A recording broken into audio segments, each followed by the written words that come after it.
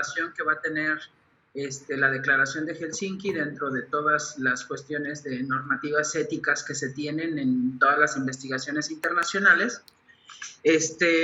Pues lo que es la Declaración de Helsinki surge en 1964 con algunos otros antecedentes, pues prácticamente que el doctor ya nos había comentado, que dentro de los que toman mayor importancia es el Código de Nuremberg, que es en 1947 y que finalmente es el que inicia toda esta parte de los códigos como tal de ética, ¿no? Obviamente hay muchísimos más antecedentes previos, pero la parte relacionada con la cuestión ya de un código, ya de algo establecido, pues pareciera que surge en 1947 con el Código de Nuremberg. Posterior a esto, pues viene la Declaración Universal de los Derechos Humanos, que la cual se realiza en 1948. Esto surge pues también muy a raíz en este periodo posguerra de la Segunda Guerra Mundial y que finalmente también trata de integrar sobre todo esa paz mundial, ¿no? Y bueno, en 1964 es cuando finalmente surge lo que vamos prácticamente a platicar en este momento, que es la Declaración de Helsinki. Esta pues prácticamente ha sufrido muchas revisiones y la última de ellas es en el 2013. Ahorita vamos a checar todas las actualizaciones que ha tenido, pero esta se llevó a cabo en Brasil. Posterior a esto, pues han surgido algunas otras revisiones o códigos éticos relacionados con esto, justamente el reporte Belmont, que es en 1979, y finalmente todas las actualizaciones, esto de las guías SIOMS, que finalmente también son muy útiles en el sentido del actuar en la investigación y sobre todo en estos aspectos éticos relacionados con la investigación. Entonces, partimos de esta parte histórica de 1964 con la Declaración de Helsinki.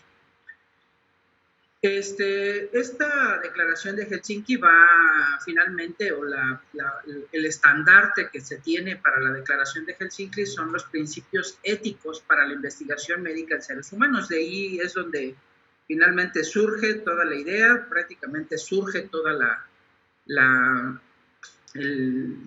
sobre todo el fortalecimiento de lo que van a ser estos 37 puntos que toca la Declaración de Helsinki. Este primer código, que nació en 1964, se estableció en la 18ª Asamblea Médica Mundial en Helsinki, justamente en ese año. Posterior a esto, pues ha sufrido algunas otras modificaciones que han tenido relevancia y sobre todo basados en estas reuniones que se tienen de la Asamblea Médica Mundial, y pues prácticamente vienen ahí lo que es la segunda, tercera, cuarta, quinta, sexta, la séptima, la octava, que es básicamente la última y la que ha estado reinando, que es la Asamblea General, que se llevó a cabo en Fortaleza, Brasil, en el 2013. Es prácticamente la última actualización que ha tenido la Declaración de Helsinki, y a partir de ahí pues es donde finalmente nos hemos estado rigiendo. Traté de hacer una búsqueda de cuáles habían sido de forma puntual como las actualizaciones. La verdad es que se me dificultó mucho tratar de buscarlas, entonces pues prácticamente nos vamos a centrar únicamente en la actual, que es la del 2013. Sí, en la primera, la verdad es que primero viene, si ustedes leen la primera versión, pues viene, como fue de un congreso médico, pues viene con términos del paciente, el médico, ¿no? Y ya después se fue haciendo más universal.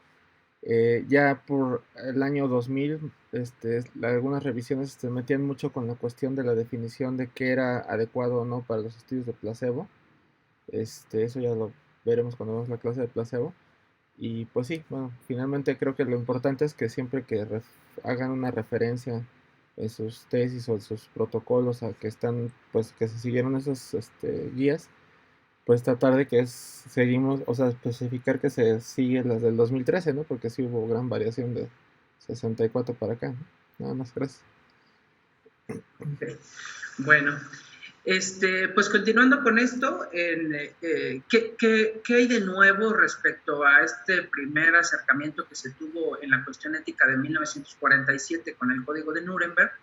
En 1964, ya con la declaración de Helsinki como tal, y basados finalmente en qué fue lo más relevante que surge del Código de Nuremberg del 47 a la declaración de Helsinki del 64, pues sobre todo la importancia del consentimiento informado es una de las cosas que más se resaltan dentro de la declaración de Helsinki para lo que fue en una cuestión comparativa con el Código de Nuremberg del 47.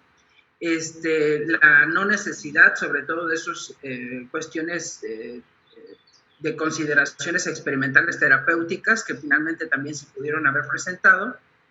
Déjeme ver, aquí, es que quiero ocultar, y la posibilidad de hacer algunos ensayos clínicos, sobre todo en niños, o que sean incapaces de dar un consentimiento informado y que pueda estar dado más bien por un representante legal, y la comunicación, sobre todo alguna situación de carácter, pues incluso legal, ¿no? En ese sentido. Y es finalmente las diferencias principales, ¿no? Resaltan mucho en relación con el Código de Nuremberg la parte relacionada con el consentimiento informal. La declaración de Helsinki como tal está distribuida en 37 puntos distintos. Ahorita tanto mi compañero Martín Alejandro como yo pues estaremos tratando de hacer mención de todos estos puntos. Los puntos donde yo en esta cuestión de participación me voy a centrar van a ser en los puntos 1 y 2, que básicamente se basan en la introducción del desarrollo de la declaración de Helsinki y los principios generales como tal que abarcan desde los puntos 3 hasta el 15.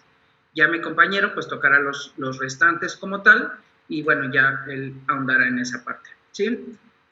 Iniciando con esta parte de la introducción y de los dos puntos que corresponden a la introducción de lo que es la declaración de Helsinki, es la Asociación Médica Mundial como tal promueve lo que es esta declaración como una propuesta para hacer válidos algunos principios éticos para la investigación médica en seres humanos, incluida la investigación del material humano,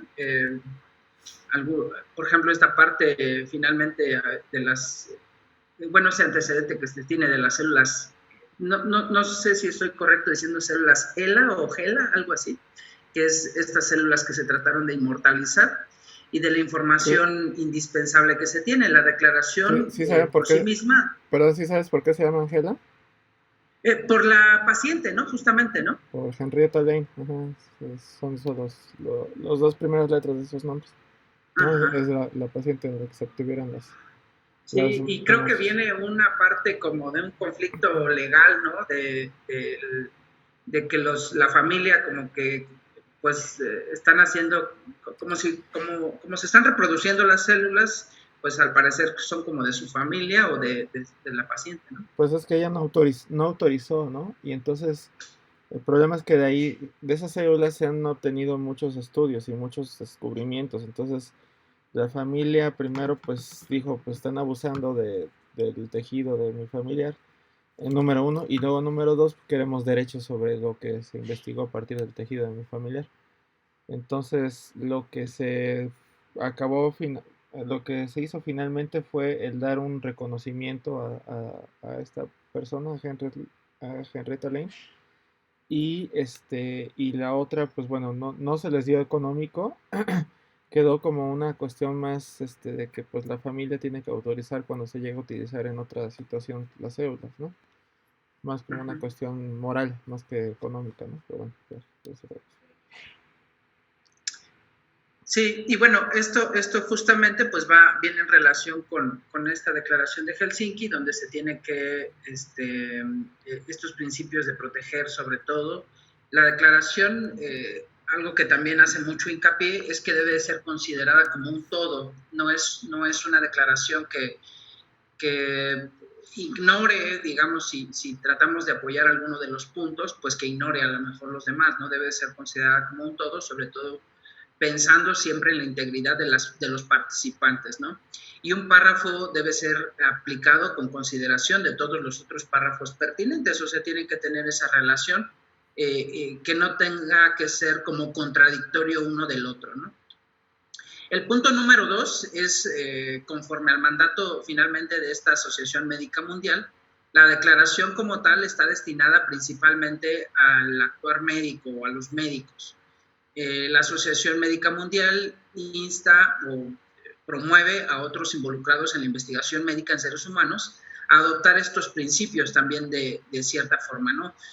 Sabemos que esto de la investigación es una cuestión multidisciplinaria que básicamente está involucrado desde en la parte del investigador, biólogos, químicos, enfermería, etcétera, ¿no? Son prácticamente muchas las áreas que pueden estar involucradas y que el hecho de que haya sido destinada principalmente al actuar de los médicos en las cuestiones de investigaciones, no dista que finalmente algunos otros que se dedican a esto, pues no tengan que optar, ¿no? Sino más bien incitan a que deban de ser optados estos mismos principios por algunos otros relacionados con la situación de la salud y la investigación, ¿no? Ya iniciando lo que son los principios generales, que como ya habíamos comentado, van desde los puntos 3 al 15, los dos primeros son introductorios únicamente. Estos principios generales entonces abarcan primero la Declaración de Ginebra de la Asociación Médica Mundial vincula al médico como una fórmula, y esto lo hace, incluso lo resalta entre comillas, velar solicitadamente y ante todo por la salud del paciente, ¿no? de mi paciente. Y el Código Internacional de Ética Médica afirma que el médico debe considerar lo mejor para el paciente cuando preste atención médica, ¿no? Esto es pues algo que ya es como muy conocido, pero que finalmente esta declaración de Helsinki refuerza en el sentido estricto de que el paciente es al que se le debe de otorgar los mayores beneficios y es al cual se le debe de considerar lo mejor. En el punto 4, el deber del médico es promover y velar por la salud, el bienestar y los derechos de los pacientes, incluidos los que participan en investigación médica. Aquí es cuando entonces la declaración de Helsinki trata de hacer un enlace entre esta parte del actuar, de la cuestión operativa del médico, con ya esta actividad como tal de la investigación médica. Los conocimientos y la conciencia del médico han de subordinarse al consentimiento de este deber, ¿sí? Entonces, no solamente ya se trata de hilar la cuestión operativa, sino también el considerar que ese médico debe de promover y velar por la salud de los pacientes, sobre todo dentro de la misma participación en la investigación médica. El punto 5, el progreso de la medicina se basa en la investigación, y esto pues es algo que tiene un sentido lógico. Finalmente, si no se realiza investigación, es difícil que finalmente exista un avance en el conocimiento, y que en último término debe incluir estudios en seres humanos, sobre todo porque pues estos estudios son los que van a favorecer si finalmente son o no aplicables, ¿no? Esto es muy conocido, lo estamos incluso viviendo prácticamente de carne propia en estos tiempos de pandemia, donde, bueno, pues los estudios parten y están en estas distintas fases, y básicamente esta última o estas últimas fases, que incluyen obviamente el estudio experimental en sujetos sanos y posteriormente ya en la población abierta, pues es entonces este punto que favorece que esta progresión o este progreso de la medicina pues debe estar basada en la investigación en seres humanos. Sí, y ese punto, digo, ahorita ya lo vemos con un poco más de normalidad, pero cuando surgieron estos días, la verdad es que todavía había una duda muy grande en la población de si debería hacerse experimentos en los seres humanos, ¿no? O sea, si era ético hacerlo. Entonces, por eso viene esa puntualidad, esa aseveración. Ahora, todavía existe, o sea, si ustedes ven de repente los medios, ustedes ven que de repente dicen, pero es una, por ejemplo, ahorita con lo de la vacuna, ¿no? Es que es una vacuna experimental. ¿Cómo es que van a experimentar con las personas, ¿no? O sea, todavía existe cierta visión así, ¿no? Y digo, es entendible, pero sí también, pues bueno, que ahí hacen esta presión de por qué se hace esta investigación, ¿no? Muy bien. Sí, sí, claro, y algo que pues a lo mejor también cuestiona mucho la gente es, bueno, y a pesar de la vacuna tengo riesgos. Pues sí, sí tienes riesgos, ¿no? Porque finalmente pues estos estudios de efectividad que se puedan tener de las vacunas, ¿no? Que es muy controversial. A uno en el actuar médico, pues es la pregunta siempre obligada, ¿no? Así de, ¿cuál es mejor que la otra, ¿no? Y bueno, la única forma de obtener esos datos, pues obviamente es haciendo investigación. Bueno, perdón. El punto 6 es el propósito principal de la investigación en seres humanos, pues obviamente es tratar de comprender cuáles son las causas por las cuales se puede generar enfermedad, la evolución misma de cualquier patología, el efecto que finalmente se pueda llegar a tener de las enfermedades, y con esto finalmente tratar de buscar algunas intervenciones que puedan ser en muchos sentidos, desde el carácter preventivo, desde la cuestión diagnóstica y finalmente en esta situación terapéutica, ¿no? Esto nos va a permitir, pues obviamente, encontrar también incluso condiciones pronósticas en los manejos, ¿no? Y en las enfermedades como tal. Entonces, incluso las mejores intervenciones probadas deben ser evaluadas continuamente a través de la investigación para que sean seguras, eficaces, efectivas, accesibles y sobre todo que sean de una adecuada calidad. Ese es el punto 6, el propósito principal, el comprender todo esto basado en la investigación en seres humanos. Punto 7. La investigación médica está sujeta a normas éticas que sirven para promover y asegurar el respeto a todos los seres humanos y proteger su salud y sus derechos individuales, ¿no? Creo que es muy entendible este punto, pues que prácticamente debemos de regirnos en una condición ética en la investigación en seres humanos. El punto 8, aunque el objetivo principal de la investigación es generar nuevos conocimientos, este objetivo debe tener el pilar o la primicia sobre los derechos y los intereses de la persona que participa en la investigación. Esta declaración de Helsinki hace entonces hincapié en que los derechos y los intereses de las personas y obviamente de los que están participando en las investigaciones están por encima finalmente de cualquier objetivo que pueda presentar una investigación médica en ese afán de generar nuevos conocimientos, ¿sí? Por encima de la investigación, pues está la persona participante en la investigación, ¿no? Son como premisas que se llevan, no sé, yo queriéndolo llevar en el contexto del trasplante, por ejemplo, por encima de un órgano está la vida, ¿no? Aquí aplicaría prácticamente lo mismo. Por encima de la investigación, pues siempre va a estar los derechos y los intereses de las personas participantes en la investigación.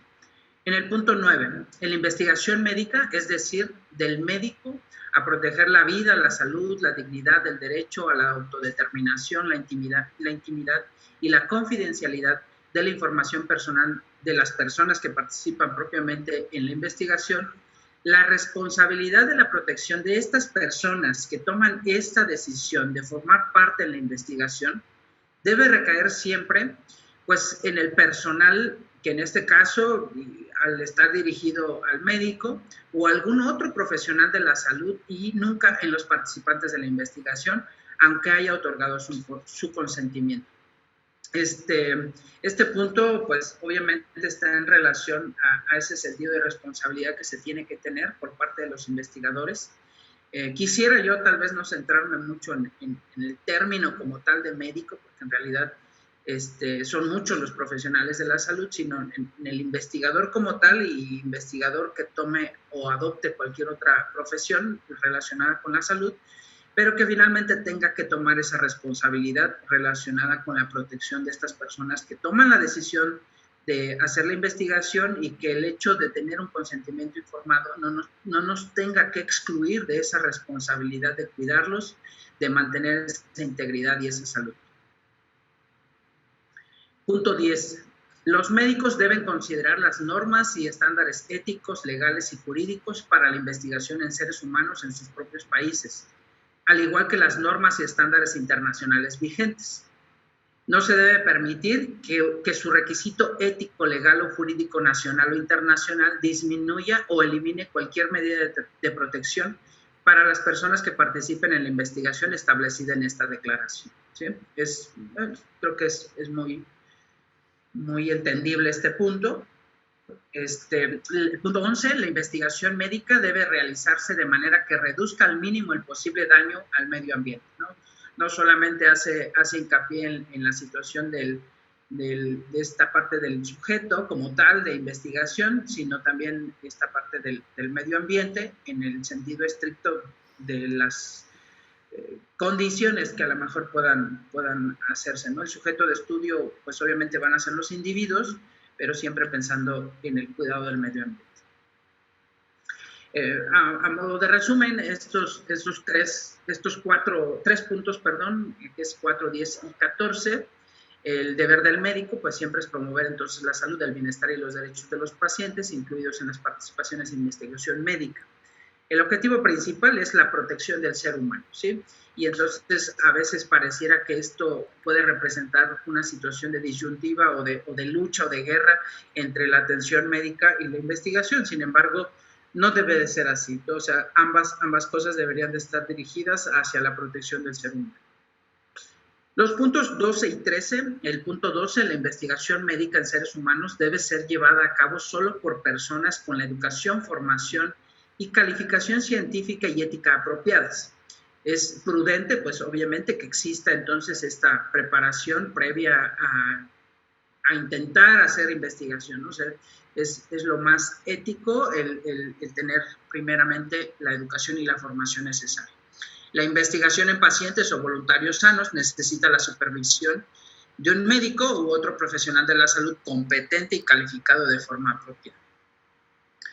Los grupos que están subrepresentados, esta parte de subrepresentados no la terminé de entender muy bien, quiero pensar que son como los niños, quiero pensar que son como las personas que tienen algún déficit de cuestiones a lo mejor, sí, personas con capacidades diferentes, no encontraba la palabra, perdón, en la investigación médica que deben de tener, y estas personas pues deben de tener también un acceso apropiado para la participación en la investigación, ¿sí?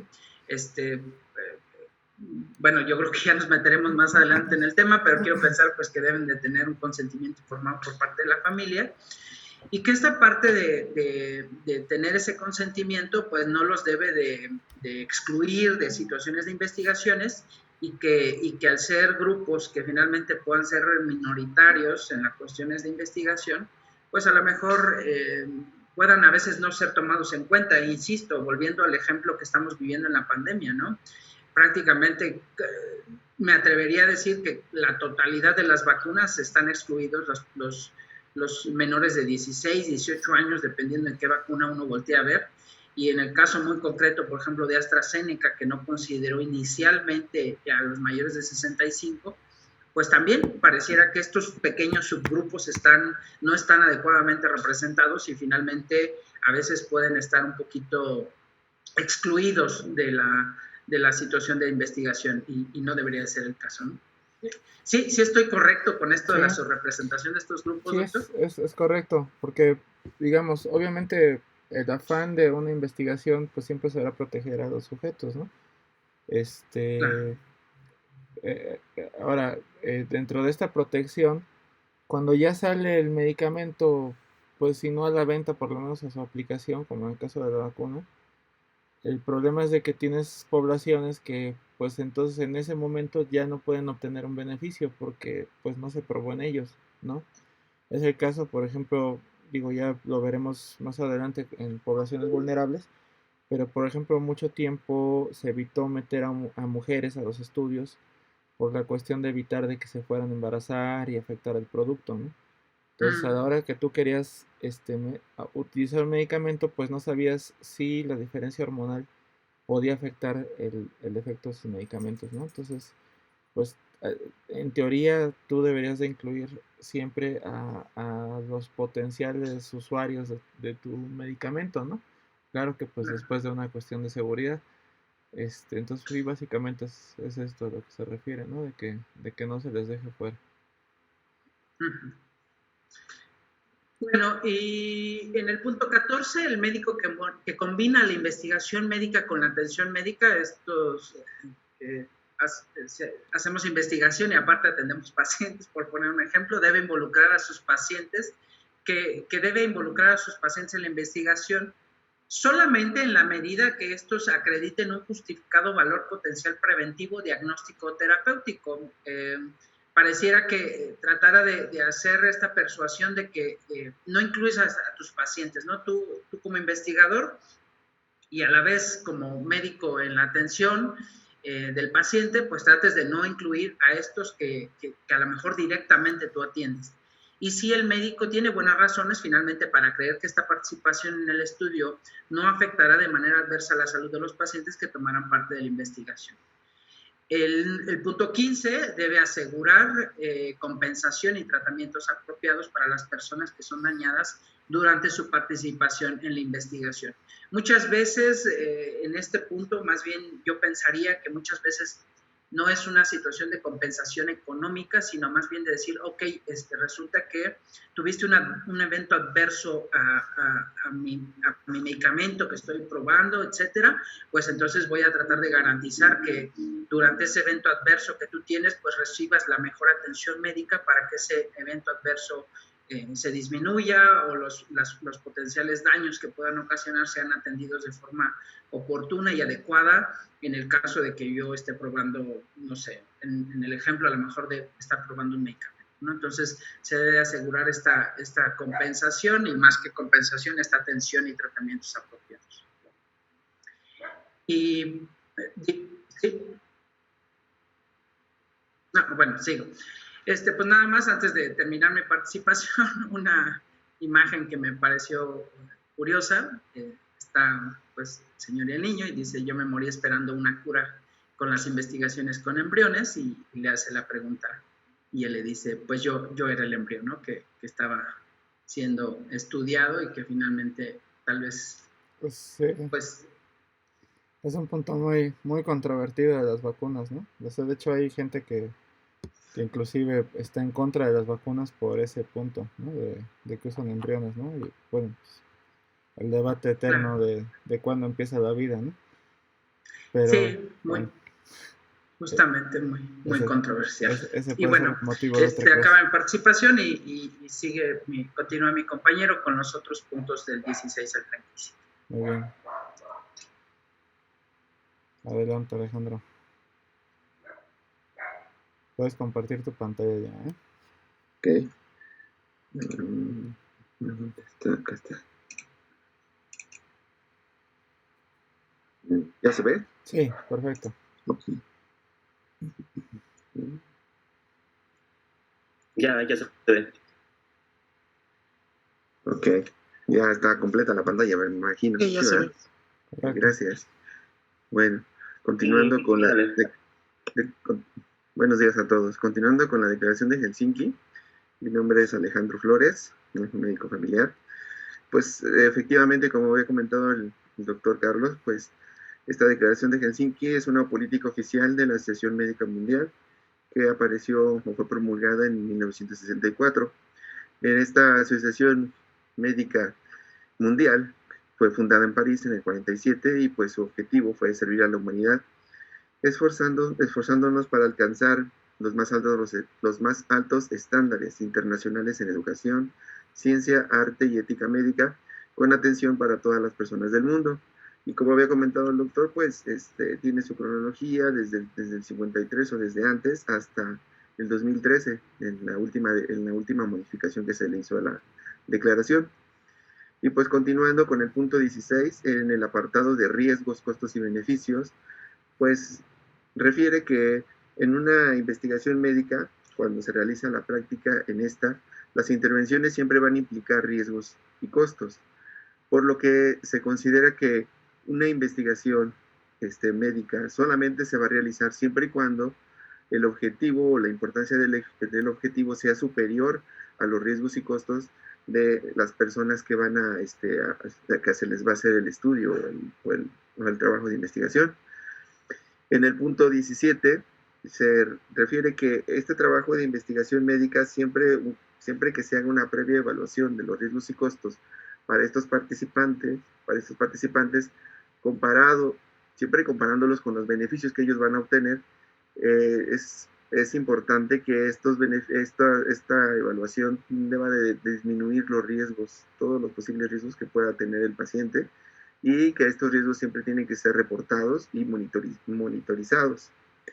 En el punto 18 nos refiere que a los médicos no hay que involucrarlos, bueno, así lo refiere, no involucrar a médicos, a menos que estos médicos estén seguros de que los riesgos han sido totalmente evaluados, es decir, que si llegan a tener algún efecto adverso o alguna manera o algo que complique la situación del enfermo, se puede hacer frente de manera satisfactoria.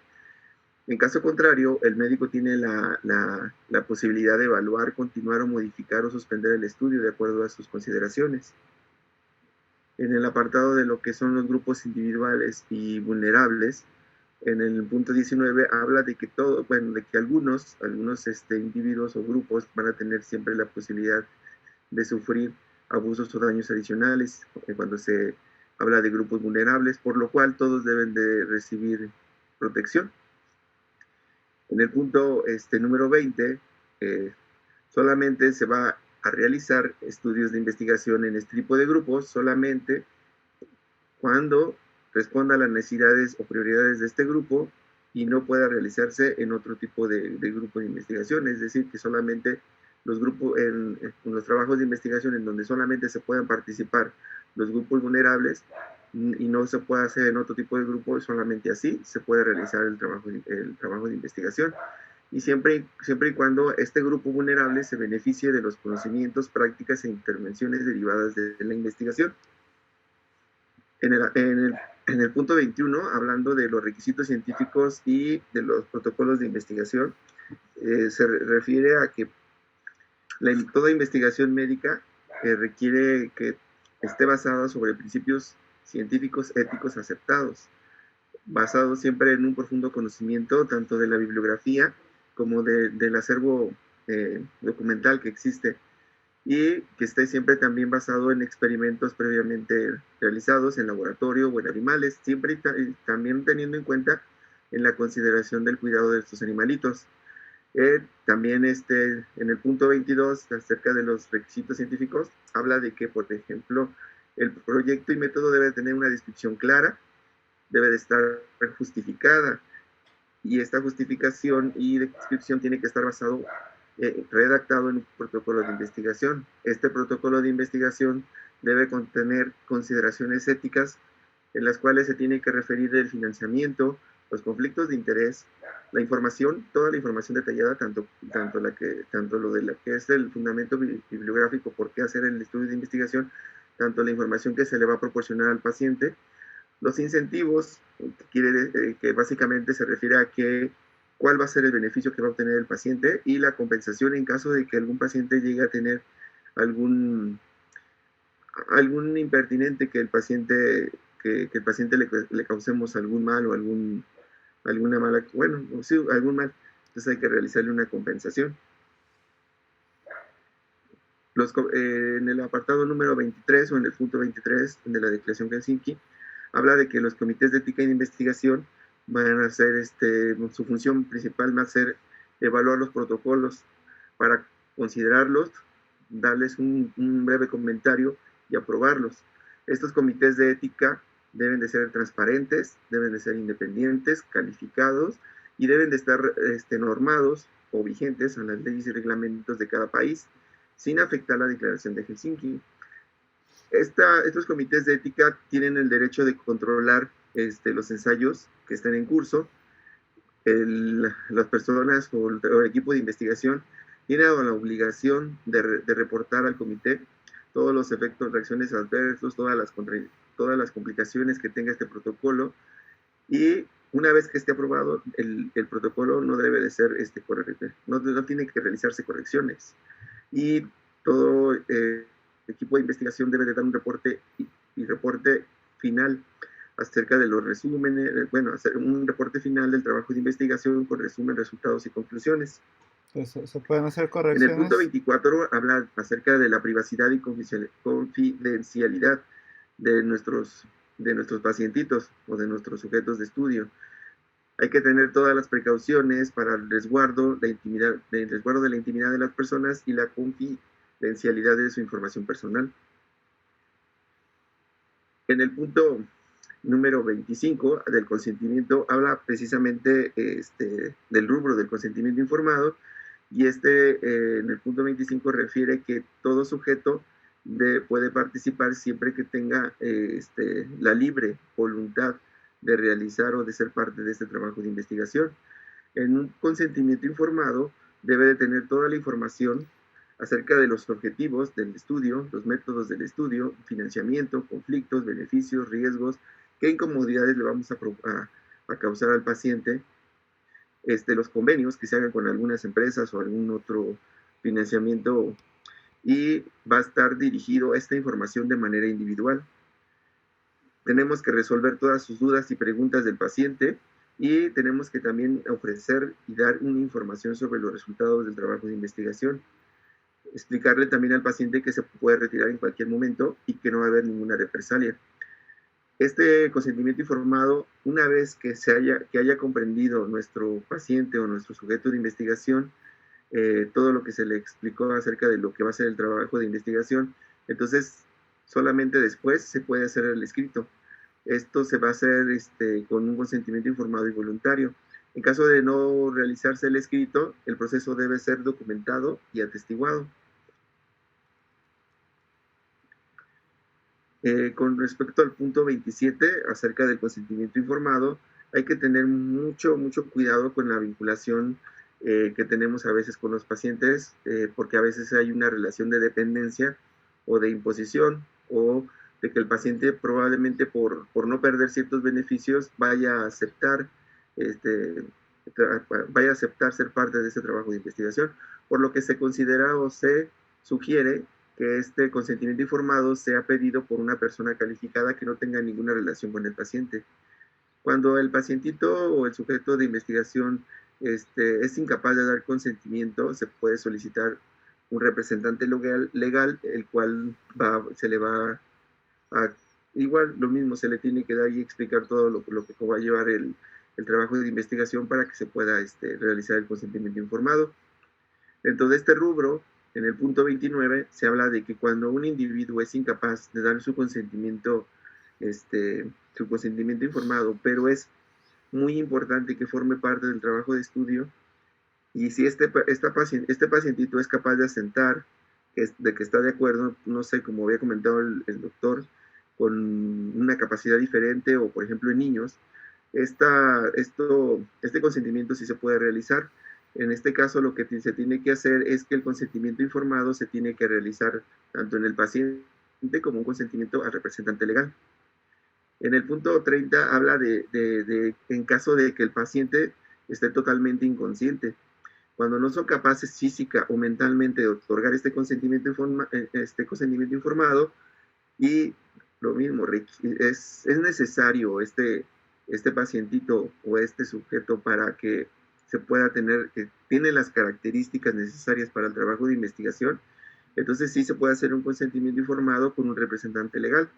Si no hay representante legal y es urgente, prioritario y no se pueda retrasar el trabajo de investigación, se puede realizar, el trabajo sin consentimiento, pero se tiene que especificar en el protocolo de investigación las razones por qué lo vamos a incluir, y que el comité de ética lo haya aprobado. Primero estipularlo en el protocolo mandarlo al comité de ética, y siempre y cuando el comité de ética acepte realizar este trabajo de investigación sin consentimiento informado, solamente así se puede realizar esta investigación. Y por último, siempre considerar que el consentimiento informado se debe de obtener lo más pronto posible. Dentro también del rubro de consentimiento informado, tenemos que a los pacientes hay que informarles de cómo se va a hacer el proceso de estudio. Básicamente informar a los pacientes de los aspectos de la atención que están relacionados con la investigación, y pues tratar y evitar que se dañe o se lesione la relación médico-paciente en caso de que el paciente no quiera participar. También el consentimiento informado habla en el punto 32 de que estos se van a utilizar, este consentimiento informado se va a utilizar en lo que es cuando se utiliza análisis, por ejemplo, sangre, orina, y se requiere un consentimiento informado para utilizar este tipo de material. Sin consentimiento informado, básicamente la investigación no se va a realizar hasta que el comité de ética lo haya autorizado. En la parte de uso de placebo, ¿cómo y cuándo utilizar placebo?, que es el punto 33, se refiere a que el uso de placebo solamente se utilizará cuando no existe una intervención probada, por lo cual el uso de placebo es aceptable. El segundo punto refiere a que cuando por razones metodológicas, científicas y apremiantes, el uso de cualquier intervención menos eficaz podría ser utilizado el uso de placebo.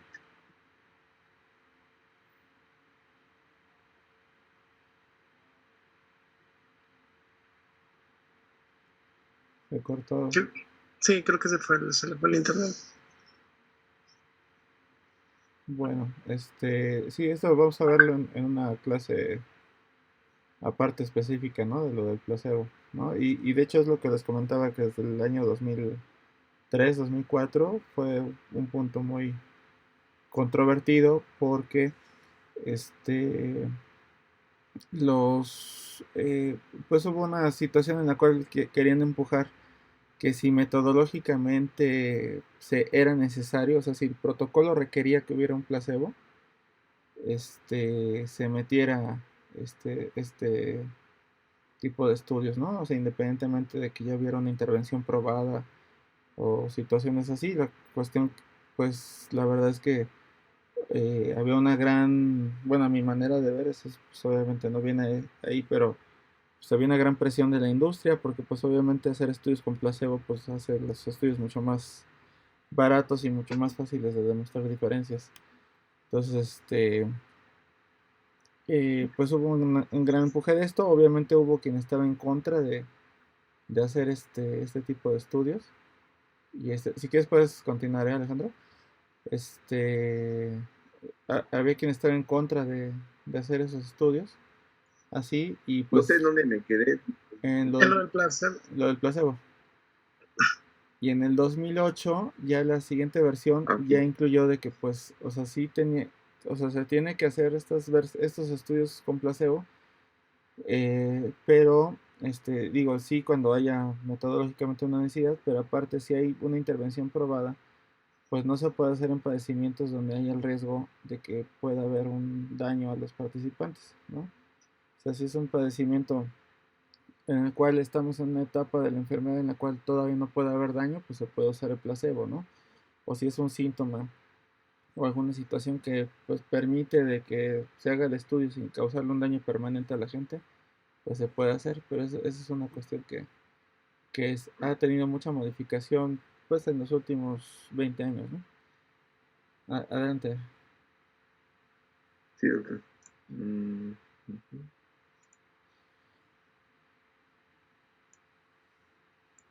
Okay. Entonces, no sé si terminé lo del placebo. Básicamente, como comenta el doctor, es útil para hacer algunas, cuando, por ejemplo, como había comentado el doctor, pues es útil cuando no es necesario para determinar la eficacia y seguridad de una intervención. También es útil para evitar riesgos o efectos adversos graves e irreversibles en el paciente. En el punto 34 de la Declaración Helsinki habla de las estipulaciones postensayo.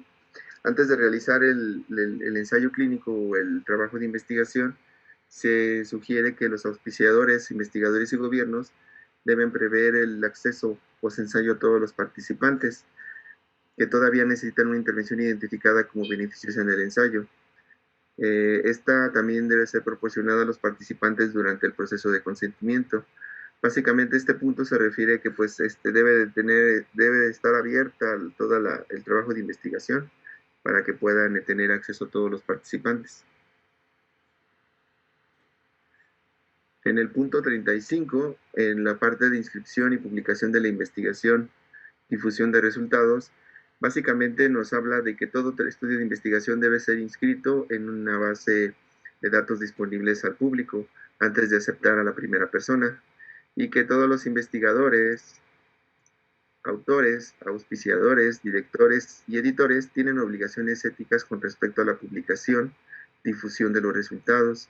Debe de haber una cuestión de integridad y exactitud del informe, declarando todos los efectos adversos, todos los conflictos de interés que tenga el informe, y estos informes que no se ajusten a los principios descritos en la Declaración Helsinki, pues no pueden ni van a ser publicados.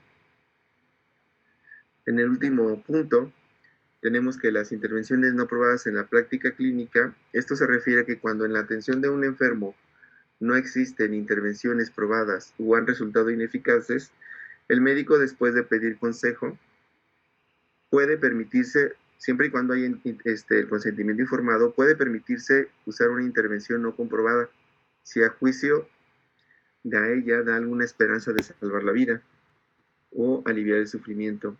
Estas intervenciones deben ser investigadas posteriormente a fin de evaluar la seguridad y eficacia, y en todo caso esta información nueva debe ser registrada y cuando sea oportuno debe estar a disposición del público.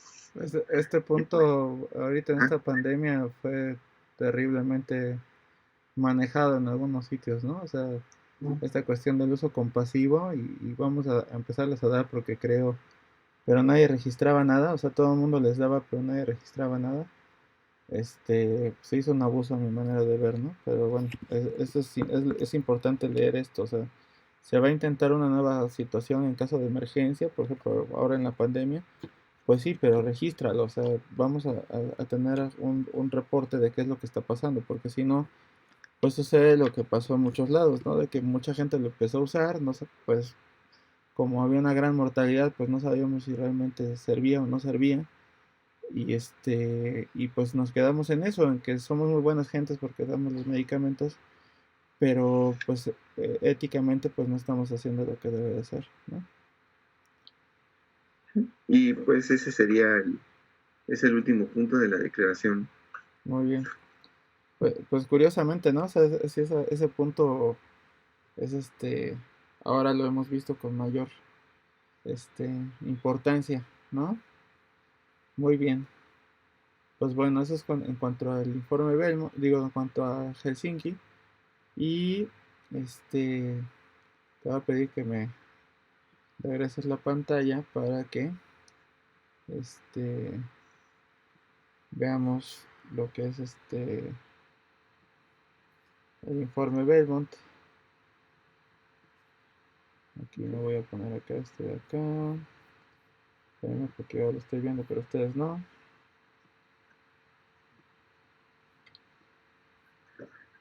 Ahora sí. Listo. Entonces, pues bueno, vamos a ver esta situación. Si quieren al final de la clase, pues vemos si queda alguna duda o un punto a revisar. El informe Belmont en general pues surge porque, digamos, a pesar de los esfuerzos que hubo con la declaración de Helsinki y previamente con los lo de Nuremberg, pues seguía habiendo estos eventos, ¿no? Entonces hubo eventos que pues impactaron sobre todo en la sociedad americana en cuanto a pues la falta de ética o la duda sobre los aspectos éticos que llevaron esos estudios, ¿no? El más conocido pues es y que bueno que se cree que pues probablemente fue lo que detonó todo esto fue los estudios que hubo en el poblado de Tuskegee, ¿no? Donde hicieron experimentos en hombres afroamericanos relativos a la sífilis. No sé si alcanzaron a ver la película esta de los chicos de Miss Ever. Si no, pues bueno, ahí está disponible en YouTube. Y bueno, básicamente pues nos refleja la situación de abuso que hubo en toda esta población, principalmente pues en el hecho de que se les ofrecía tratamientos que no lo eran, ¿no? Sino más bien eran estudios diagnósticos, el tratamiento que ya existía no se les ofreció, ¿no? Entonces, pues bueno, fue finalmente una serie de abusos sobre esa población. Luego se utilizaron a convictos también para ver efectos del ácido lisérgico, del LSD. Creo que ahora ya no está tan en boga. Bueno, no, no tengo tanta información, pero bueno, ya hay otras cosas sintéticas este, más utilizadas, ¿no? Pero bueno, el LSD en los años 50 le interesaba a nivel gubernamental el efecto, pues para ver si podía con esto pues utilizarlo para modificar algunas cuestiones de comportamiento. Y entonces se utilizó a presos, ¿no? En Atlanta para ver su efecto. Obviamente pues es gente que está vulnerable porque pues si no aceptan, pues digo, de todas maneras no tienen de otra, ¿no? Más que estar ahí incluidos. Los hospitales de niños, que bueno, ya vimos previamente, ¿no? Pues también con los experimentos con hepatitis. Y pues la inyección de tejido de células cancerosas o trasplante de tejidos cancerosos a adultos mayores, ¿no? Creo que son eventos que pues movieron mucho a que surgiera estas guías, ¿no? Entonces, como les comentaba previamente, este informe Belmont surge, bueno, la declaración como tal surge en 1978, pero ya los esfuerzos pues ya venían desde unos 5 o 6 años atrás, en los cuales se hace una comisión para poder hacer esta investigación. Ahorita vamos a ver un poquito más adelante.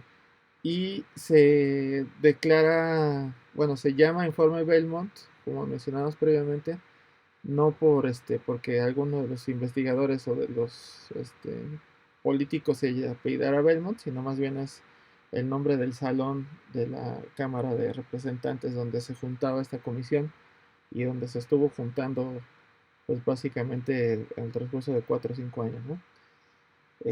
Hasta que surgió este informe. Entonces básicamente este documento tiene 3 partes. La que más recuerda pues es la segunda, que es la de los principios éticos básicos, pero en general pues bueno, marca distintos lineamientos, ¿no? Para lo que corresponde a la investigación en sujetos, ¿no? Entonces básicamente trata de pues dividir lo que es la práctica médica de lo que es la investigación. Digo, creo que ahora lo tenemos ya más claro, ¿no? Pero antes era muy común que la gente decía, no, pues yo tengo 20 casos de tal cosa, ¿no? O en mi práctica yo estoy usando tal cosa para mejorar X enfermedad, ¿no? Entonces, y pues todo el mundo decía, pues qué padre, ¿no? Qué proactivo eres, ¿no? Pero pues en realidad aquí ya se dice, bueno, una cosa es tu práctica médica, otra cosa es la investigación, y para hacer investigación pues tiene que haber un protocolo, ¿no? Situación que pues antes pues decía, bueno, pues yo le estoy dando X sustancia y ellos me consienten, me dicen que sí, entonces pues no había un consentimiento escrito, ¿no? Y pues así se hacían las cosas. Entonces, pues se pide que haya un protocolo y pues primero, antes de pues, usar alguna sustancia para algún padecimiento nuevo, pues al evaluar la eficacia y seguridad. Si se fijan, hay varios puntos que pues están tocados en Helsinki.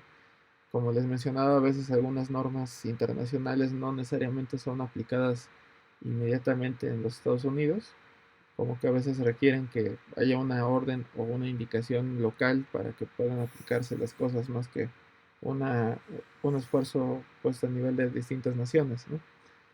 Entonces, pues esto surge por esas preocupaciones de la explotación a las personas vulnerables, que se hacen estudios sin un consentimiento informado escrito, que no se le daban pues la información de los riesgos a las personas.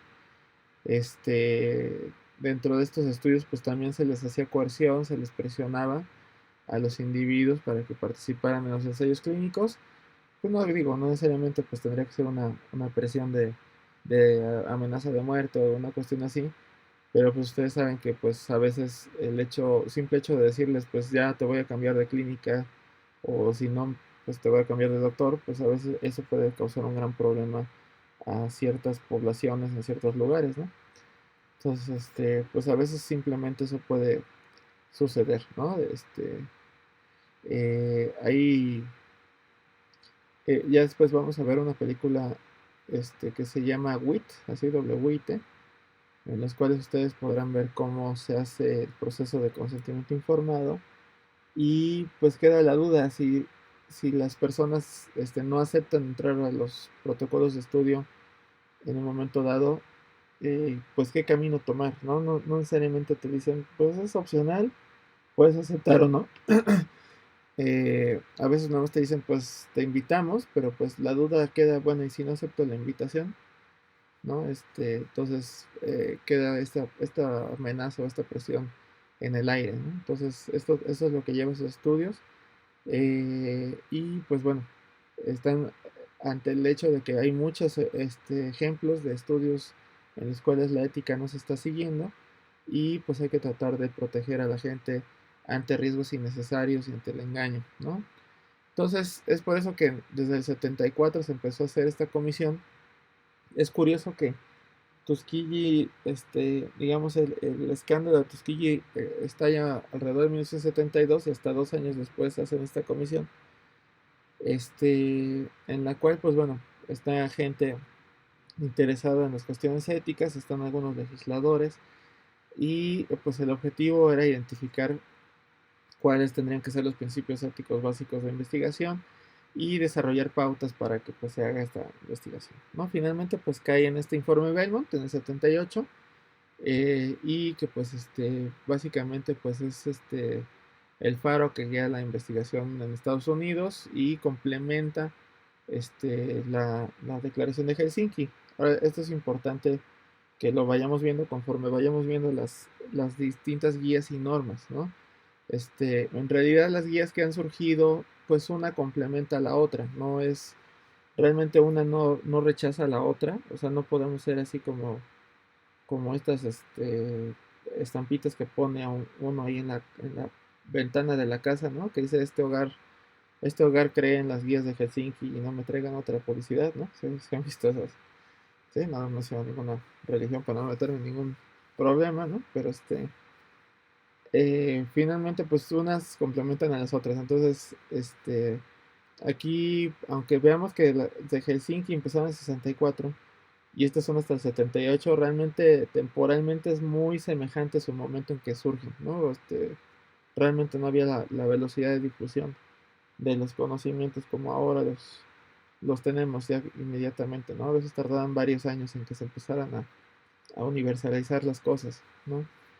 Entonces, pues bueno, finalmente surgen esto con los principios éticos que se destacan en la segunda parte, ¿no? Que es, creo, la parte más importante de la declaración de los principios Belmont, que son estos principios, que es el respeto, la beneficencia y la justicia, ¿no? Hay quien los pone como 4, ¿no? Porque hay quien dice que beneficencia es uno y no maleficencia es otro. Pero en realidad, pues ahorita vamos a ver que se pueden involucrar en 3 unidades, ¿no? Básicamente, lo que es el respeto viene siendo el respeto a la autonomía, el respeto a las personas, ¿no? Entonces, implica que tú consideres a los individuos como una persona autónoma que puede tomar decisiones por sí solo, y bajo este principio pues tendrá que tomar la decisión si participa o no en un proyecto de investigación. Sobre este principio pues también tenemos que darles protección adicional a la gente que no tiene esa autonomía, ¿no? Entonces, pues se tiene que procurar que si esa persona no tiene la autonomía o la posibilidad de tomar decisiones, pues que alguien de su confianza o alguien que ha llegado, pues lo proteja esa condición de esa persona. Y esto engloba o se refleja en el consentimiento informado, ¿no? O sea, nosotros obtenemos el consentimiento informado y de esa manera nosotros estamos pues manifestando que estamos respetando la decisión de participar o no de una persona. Y este consentimiento, como parte de ese respeto, pues también tiene que ser algo que esté completo, que sea comprensible, que tenga todos los riesgos, beneficios, etcétera, lo que vemos ya en la clase de consentimiento informado, ¿no? Pero finalmente, o sea, si no, el consentimiento no es completo, yo no estoy cumpliendo con este respeto a las personas, ¿no? Porque finalmente, pues, o les estoy ocultando cosas, o no les estoy diciendo las cosas bien, ya sea consciente o inconscientemente, pero pues tengo que cumplir con este elemento, ¿no? El otro concepto, que aquí está mal escrito, y te vamos a corregir, que es beneficencia. Quedamos que se puede englobar también la no maleficencia, ¿no? Entonces, la palabra beneficencia a veces la tomamos en español como una organización que se dedica a ayudar a los pobres o ayudar a los desvalidos, ¿no? O da tal cosa para la beneficencia, ¿no? Así como que pues dales este, un, una, un bien a alguien para que sea menos pobre o o tenga menos problemas, ¿no? Aquí realmente nos referimos a la cuestión de hacer el bien, ¿no? Entonces, finalmente la beneficencia y la no maleficencia son conceptos que son complementarios, porque la beneficencia pues trataría de que yo tengo que darle el máximo de beneficios a mis participantes, ¿sí? Y si va a haber daños, pues tratar de que ese daño sea el menor de los posibles, ¿no? Entonces minimizar el daño. Esto nos lleva a una especie de balance en el cual se tiene que pues analizar qué tanto lo estoy beneficiando, qué tanto le estoy causando un riesgo o un potencial daño, y pues ese balance siempre tendría que ser positivo hacia el beneficio, ¿no? Este, entonces, siempre es indispensable esto. Se considera a nivel de comités, y bueno, cuando se evalúa un protocolo de manera ética, que si no existe este balance adecuado, pues el protocolo no puede avanzar, ¿no? Entonces, siempre que vayan ustedes a proponer un protocolo, pues hay que buscar, si no hay un beneficio, obviamente pues que no haya riesgos para que la balanza esté igualita, o si hay una posibilidad de riesgo, tiene que haber de preferencia un beneficio, ¿no? Entonces por eso que a veces los comités les piden, ¿saben qué? Pues aparte de lo que vas a hacer, darles información sobre X tema, ofréceles X o Y situación, pues sobre todo para mejorar esta situación de balance. No sé si más o menos me doy a entender de lo que significa esto de la beneficencia. Está otro concepto que es la justicia, ¿no? La justicia es una palabra todavía mucho más compleja en español, ¿no? Porque,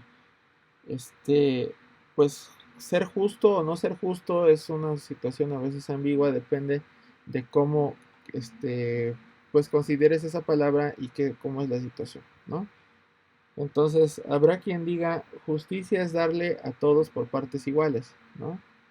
Entonces, digamos que si el presupuesto de una organización este, es 1,000 pesos y hay 10 gentes, pues entonces a cada gente le tocarán 100 pesos, ¿no? Pues, bueno, pues, puede ser justo o no, ¿no?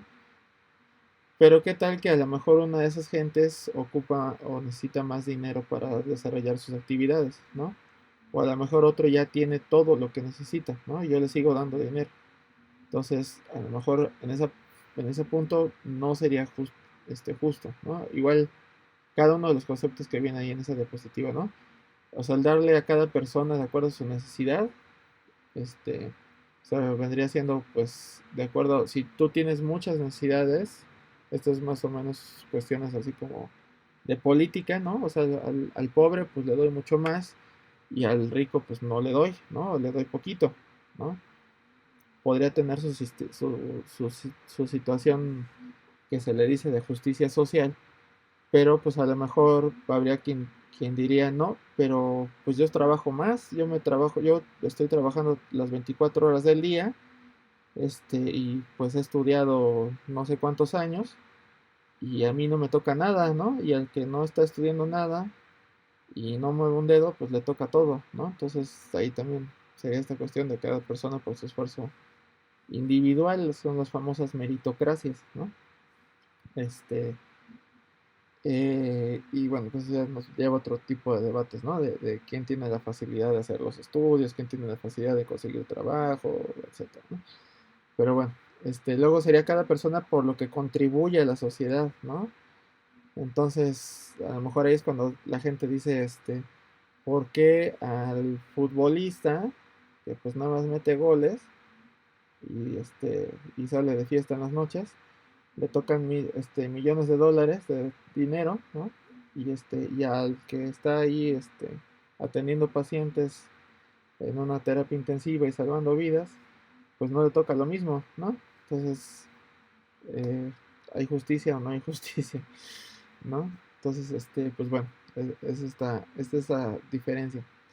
Aquí básicamente a lo que se refiere de los principios Belmont es a la justicia de selección o a la justicia en la distribución. Eh, Básicamente, cuando tú entras a un estudio de investigación, pues tienes la posibilidad de tener un beneficio, pero también tienes la posibilidad de tener un riesgo. Entonces, la idea es de que toda la población eh, pues tenga la misma posibilidad de tener tanto el beneficio de la investigación como el riesgo de la investigación, ¿no? Entonces, ahí de hecho, pues algunos gentes que han propuesto de decir que si tú finalmente te vas a beneficiar, o sea, ahorita ustedes van a la tienda y compran un antihipertensivo y bueno, pues se beneficiaron porque pues ya se atendieron con ese medicamento, pues también era justo de que en algún momento tuvieras la misma posibilidad de haber entrado al ensayo clínico que le dio origen a ese medicamento, ¿no? O sea, que no nada más disfrutes de los beneficios, sino también de los riesgos. Entonces, pues bueno, finalmente a veces lo que sucede es de que pudieras seleccionar a la gente que sea más fácilmente reclutable, ¿no? Por ejemplo, pues lo que se hace con estudiantes, ¿no? O sea, gente que está cautiva, ¿no? Obviamente presos, eh, gente que tiene que ir por algún apoyo económico, a cierto lugar, ¿no? Pues es gente que pues necesariamente tiene que ir, no hay de otra. Y no necesariamente pues estamos siendo justos, porque pues podemos estarle dando más riesgos a esa población o al revés, más beneficios, y a los que no están incluidos en ese grupo pues no les toca nada, ¿no? Entonces es a lo que se refiere esto, que sea una selección adecuada de los participantes, ¿no? A veces también hay procesos que pues uno está muy seguro del beneficio, este, bueno, a lo mejor no estamos tan seguros, pero bueno, por ejemplo la vacunación ahorita, ¿no? Que la vacunación se diera, los ensayos clínicos de vacunación se dieran en colonias de alto poder adquisitivo, ¿no? Pues ¿por qué? Pues porque a lo mejor ellos son los que pueden pagarla después la vacuna, o a lo mejor esos son los que son los dueños de los medios de comunicación y me interesa que pues hablen bien de mí, ¿no? O si a lo mejor no estoy tan seguro de los riesgos, pues a lo mejor me voy a aplicarlo a zonas, pues de pobreza extrema, porque pues ellos no van a tener el recurso de poderme hacer una acción legal, ¿no? Etcétera. O sea, pueden haber muchas visiones de esta cuestión de la justicia. Entonces, no sé si más o menos me doy a entender de cómo está el principio de justicia aquí con el informe Belmont. A grandes rasgos, este, estos dibujitos pues nos ayudan a ver básicamente qué es lo que implican estos principios, ¿no? El consentimiento, el evaluar riesgo contra beneficio, la selección adecuada de participantes y aunque se pudiera ver así tan sencillo, por ejemplo en este gráfico pues ponen beneficencia y no maleficencia, pero pues bueno, hay distintos puntos en un estudio de investigación en los cuales se tiene que pues considerar estos principios Belmont, ¿no? Básicamente pues bueno, vendría siendo el respetar a la gente, el no darles riesgos de más, darles mayor beneficio y pues que tengan un acceso adecuado a los riesgos y beneficios. No sé si más o menos quedamos claros con esto. No sé si tengan alguna duda.